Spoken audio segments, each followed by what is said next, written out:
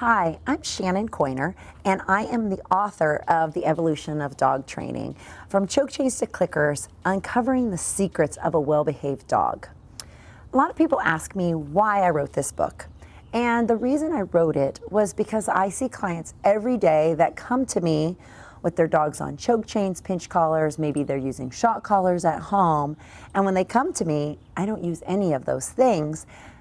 And sometimes if the only way they've trained a dog is with those more aversive training or traditional training methods, they don't understand when I say we're going to remove those and we're actually going to start using treats and clickers and positive reinforcement.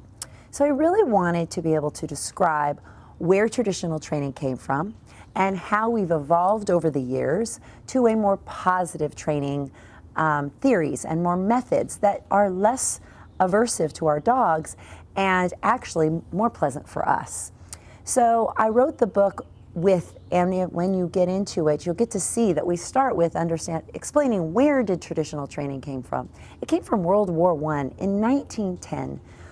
I oftentimes ask people, would you really want to go to a doctor who still was practicing medicine from 1910? So it's important for us to keep evolving, but sometimes we get stuck in our old ways. Choke chains, pinch collars, that traditional training, it does work. We know it works, or else people would have stopped doing it years ago. But at what cost?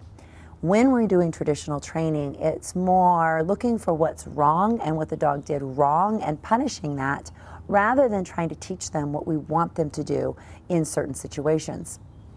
So by describing how science and how we've used science to go from traditional training to positive force-free training, you can see in a very easy to read way why it changed, how it changed, and you can watch in how it has evolved.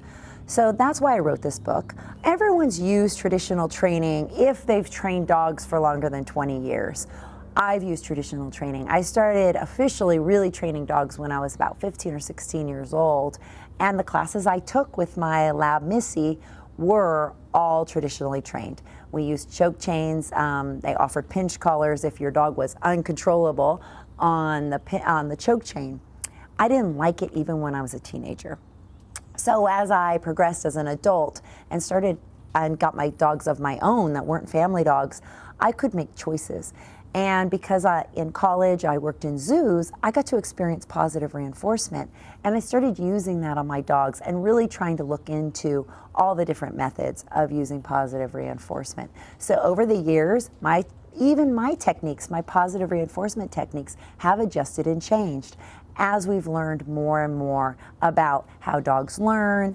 And we're starting to see more and more that they learn just like we do. And we all learn better when we're not stressed, and aversive training just naturally causes more stress. So by using positive force-free techniques, you are less stressed and your dog is less stressed.